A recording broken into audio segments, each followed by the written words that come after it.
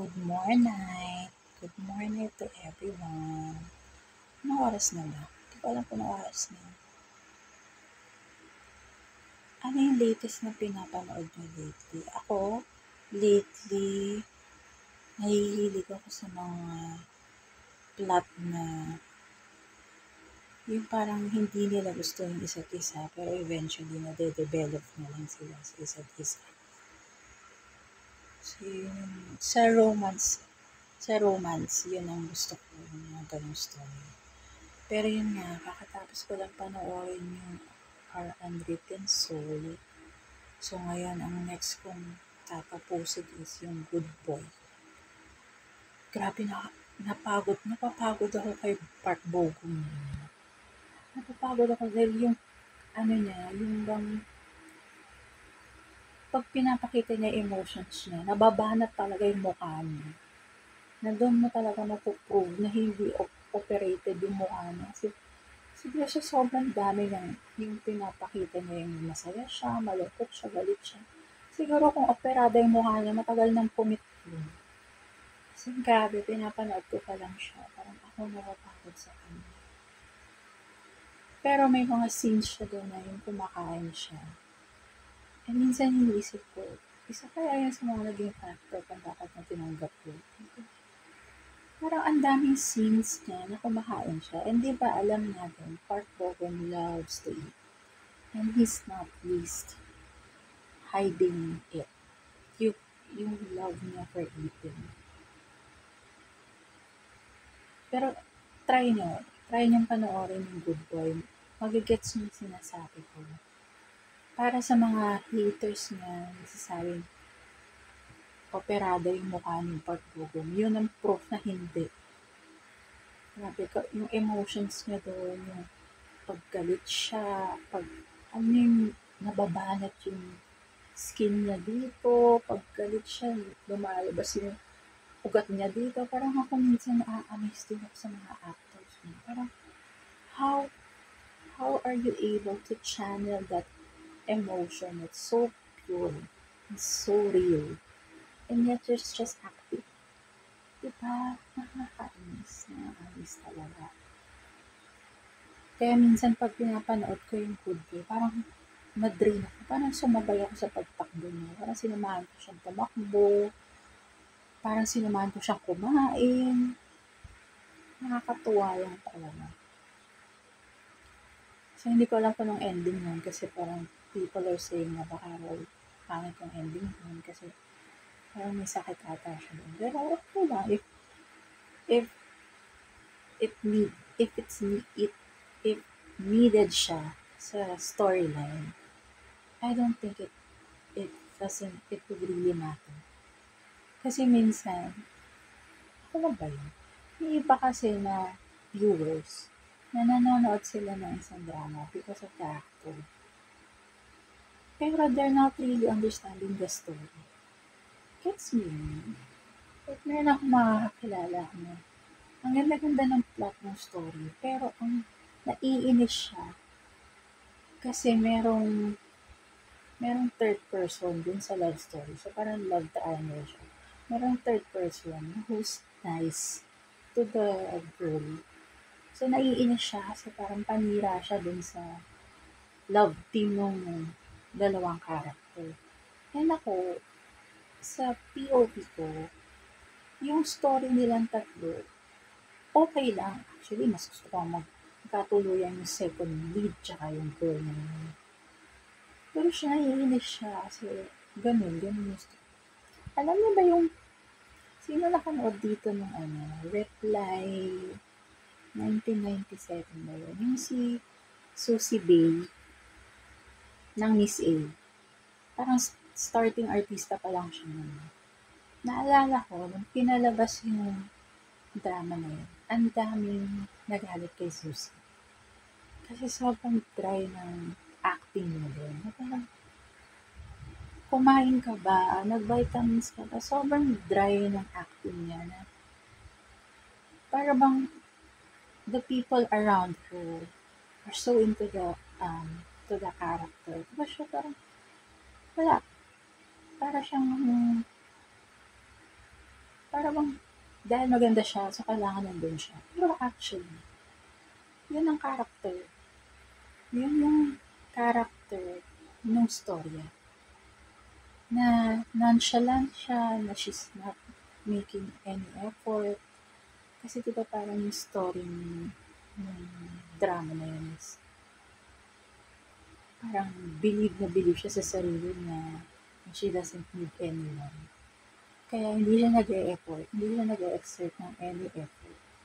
Ano lang siya, acting lang siya, which ang daming nainis sa kanya. Like, hindi ko nga alam kung mababa yung rating ng drama na yun. Pero sa akin, ang galing kasi napabilib niya yung mga tao na ganun siya, ganun ang acting. Pero ang galing ni Susie Payton. Yan yung sinasabi kong minsan hindi, hindi niya iniisip yung story. Like, pinapanood niyo yung drama for the actors playing the drama. Pero hindi niyo iniintindi yung story. Like yung kay Susie, nung towards the middle of the drama, nag-iba siya. Parang all of a sudden, naging sensitive na siya, naging considerate na siya. Andun na yung part na may pakialam na siya kay Kim Soo-yoon, diba? Nung sa drama na yun, parang nawala yung pandinig ni Kim Soo-yoon. Tapos, naging ano na siya, naging affectionate na siya. Kumbaga, nag-grow yung character ni Susie Bay. And, nakakatawa kasi nung middle and towards the end na ng drama, na nag-iba na si Susie Bay, walang nakarecognize ng acting. Because everyone was so stuck to the part na ang dry niya, ang lame niya, wala siyang emotion. Ay naku, ewan ko sa inyo. Bakit ba kayo nanonood ng drama? Pinapanood niyo ba yung drama because of the story or because of the actors? Sino pa bang, meron pa bang mga drama na gano'n? Na, si Ji Chang-wook. Hindi ko talaga nagustuhan yung dramang niya yun, kaya di ko pinanood eh. Yung para siyang magician. Hindi ko talaga mag-gets. Yung gusto ko si Ji Chang-wook. Pero yung dramang yun, parang, yung hindi kasi ako fanatic. Hindi ako yung, like, I like certain actors and I watch their dramas. Pero not to the point na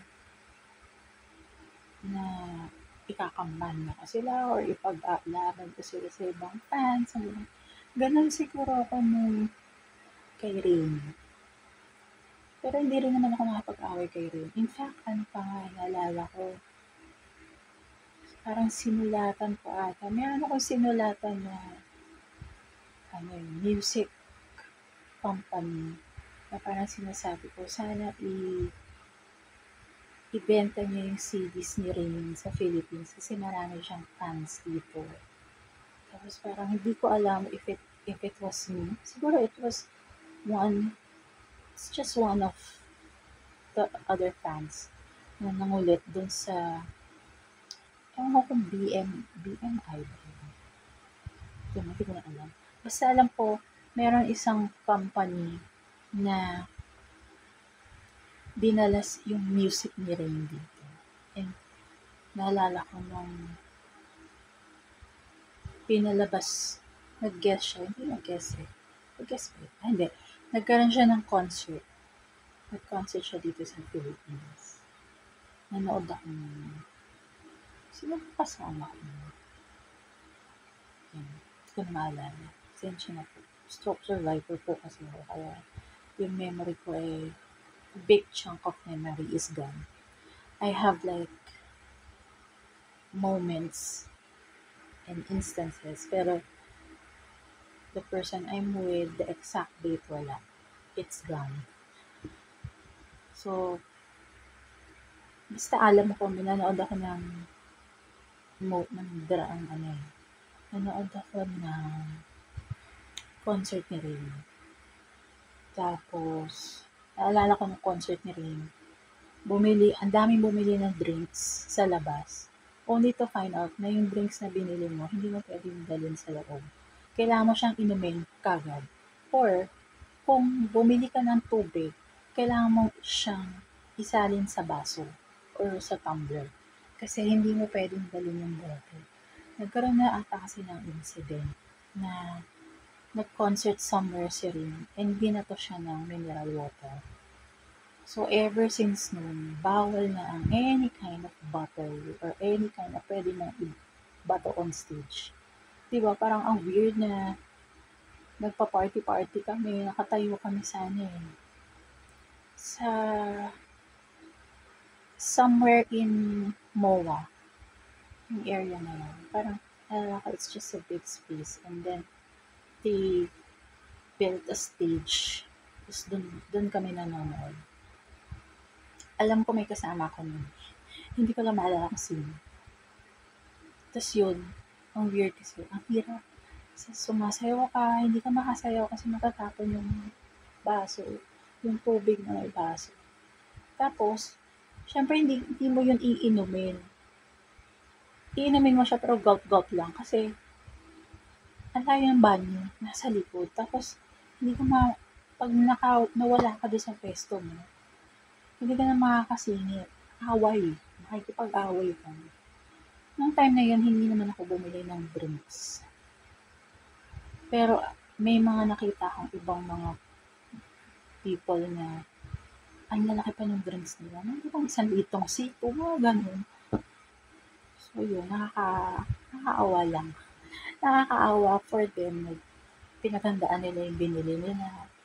Tapos iniwan lang nila. Iniwan lang nila dun sa entrance. Kasi di naman nila pwedeng inumin yun on the spot. Wala namang CR sa labas. Kasi it's in the middle of nowhere. Back then kasi it's in the middle of nowhere kasi wala pa masyadong buildings dun sa area na yun before. Tapos ano pa ba? Ayun. Yun nga, hindi ako nanonood ng drama nang hindi maganda yung story. Kasi ayoko lang siyang maboard. Gusto kong panoorin. Marami nga akong drama na pinanood na hindi ko kilala yung actors. Like sa Chinese. Yung It Started With a Kiss. Naalala niyo yung dati, yung uso pa yung Pirate Bay. Tapos yung may mga nagbibenta yung isang parang 12 series siya sa isang ganyan na siya. Tapos lahat na ng episode. Ayun, naalala ko, meron akong sinalihan na group. Tapos meron siyang listahan ng CDs na he's selling. Tapos pag binili mo siya, maayos siya. Meron siyang lalagyan. Tapos yung 12 CDs na nasa loob. Tapos may sticker yun yung It Started With a Kiss. Hindi ko alam kasi yung mga actors dito sa drama yun. Pero pinanood ko siya. Tapos pinanood ko yung sequel niya. Inabangan ko talaga yung sequel niya.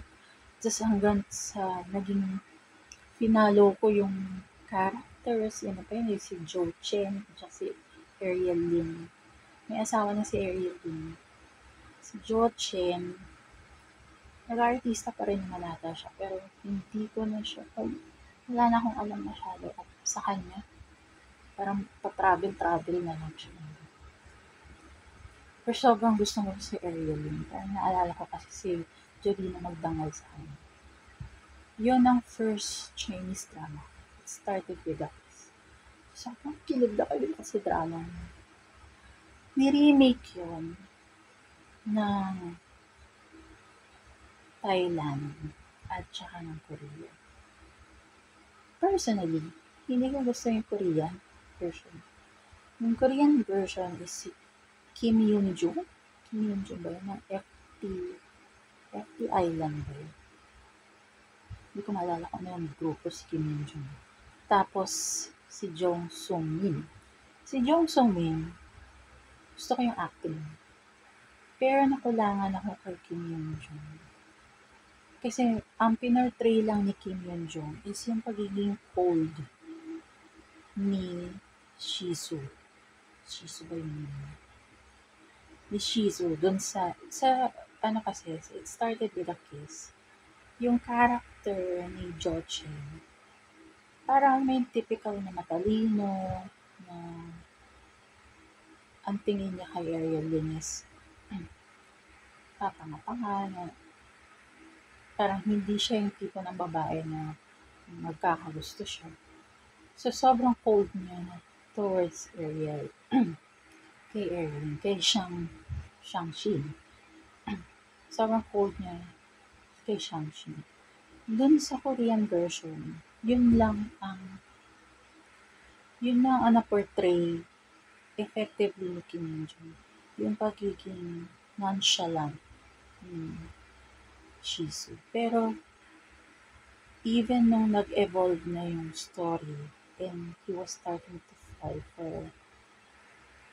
for Jong Sung, hindi ko nakita yung transition from being cold to having emotions towards her. Parang kasing, parang stiff na mukha ni Kim Min-jung. Nagbo-botox ba yun? Botox injections ba yun? Kasi parang wala siyang facial expression. Although ngayon gumwapo na siya, pumayat na siya and everything, pero I guess ganun talaga yung mukha niya. Ano, para siyang wax figure na nabuhay. Alam mo, perfect sana siya kung ano eh. Perfect siya dun sa, ano yun? Yung boyfriend na, ano yung drama yun? Yung, ano siya, parang robot siya. Pero, binili siya ng owner niya para maging lover niya. Parang ganun. I forgot yung title. Perfect siya dun sa role na yun. Kasi yung mukha niya, talagang emotions. Mukha talaga siyang robot. Yung sa Bangkok, natutuwa ako dun sa kung paano nila pinortray yung story. Kasi si Korea, wala silang binago sa story. Kung ano yung story sa China, ganun lang. Ginawa lang nilang Korean version. Pero wala silang binago aside yung mata. Si Bangkok, yung Bangkok story, si ano pa yun, si Mike. Papo yung si Mike eh. Yung story nilang yun, humaba yun eh. Kasi parang pinakita nila yung parang kunyari behind the scenes na silang dalawa na lang, na nag-honeymoon sila. Mas nagustuhan ko yung the way na kwento nila yung story kasi ang dami ng relatable scenes. So, okay. Pero yung kay kay Kim Yoon Jung, siya gusto. Tapos, ni-remake siya ulit. With the idea yung story na it started with a kiss. Pero iba. Iba na yung storyline. China pala ang gumawa niya. Ang title niya is Exclusively Fairy Tale. Tapos funny kasi yung girl doon, kamukha ni Ariel Lin. Sobrang kamukha niya. Pati yung expressions niya, pati yung acting niya, pati yung comedy antics niya, pareho. And yung guy na counterpart niya is, I found out, member siya ng isang Korean group. Enhypen. Something. Basta ganun group. Tapos ang ganun kasi marunong siya mag-Chinese. Tapos, ang gwapo din niya. Ang gwapo niya. Nakakakilig din siya mag-acting. Parang first acting debut niya ata yun. Tapos, actually, alam mo yung guy din sa drama yun. Ang galing din kasi makikita mo yung transition niya ng pagiging cold niya dun sa girl. Actually, di siya naging cold kasi mag-best friend sila. Tapos nauna siya nagkagusto. And then, makikita mo yung una na parang friends lang sila. Tapos, yung nag-transition siya na nagkagusto na siya sa girl. Tapos, parang nagpapansin na siya. Tapos, inunti-unti na niya iparamdam sa girl niya, I'm starting to fall for you. Ang galing. Pero, wala siyang masyadong facial expressions. Pero nag-iiba yung tono ng boses niya. May character. Huwag kayong magagalit yung mga fans ni Kim Yoon Jun. Kasi nagka-crush din naman ako kay Kim Yoon Jun. Ang sinasabi ko lang is yung acting nila, sobrang magkaiba. Siguro kasi si Kim Yoon Jun naman, started talaga siya as a singer. So, hindi ko rin alam if he trained to be an actor din. Kasi ang alam ko sa Korea, training yan eh. Parang, iba yung training mo as a singer, iba yung training mo as an actor. Parang alam ko ganun. Sa Pilipinas kasi, ang training dito ng mga actors is pareho. Singing, acting, dancing. Isang session na yun. Ang alam ko kasi sa Korea, parang training siya as an idol. Tapos, nag-train siya ulit as a singer, as an actor, nung magkahiwalay. So, siguro, nung time na yun, baka hindi na-explain kay Kim Yoon Jong na ganito yung acting, ganito yung pag-atake ng character. Kasi, between him and Jung So Min, mas seasoned actress na si Jung So Min. So, huwag kayo magagalit sa akin. Ano nga yun? Ay, nag-observe lang. Ito ay aking vlog lang to clear my mind. Hindi ko na alam kung ano sana si Kim Yoon Jung. Parang last na balita ko sa kanya is he got married. Tapos wala na akong narinig about him. Akala ko mabalik siya sa pag-acting. Kasi by now, nag-mature na siya. So, feeling ko, mas sa experiences niya with love and everything in life, mas magiging easier for him to interpret yung struggles ng life and love sa acting niya. Kasi nung ginawa yung Mischievous Kiss, bata pa rin siya nun. So, that's understandable. So, ayun lang. Nachika ko lang. Kasi naalala ko lang yung mga characters na gusto ko. So, ngayon, hindi ko alam kung anong next kong papanoorin. Pag naalala ko ulit, i-vlog ko na lang ulit. In the meantime, good night. Good morning. Kiyotsuki!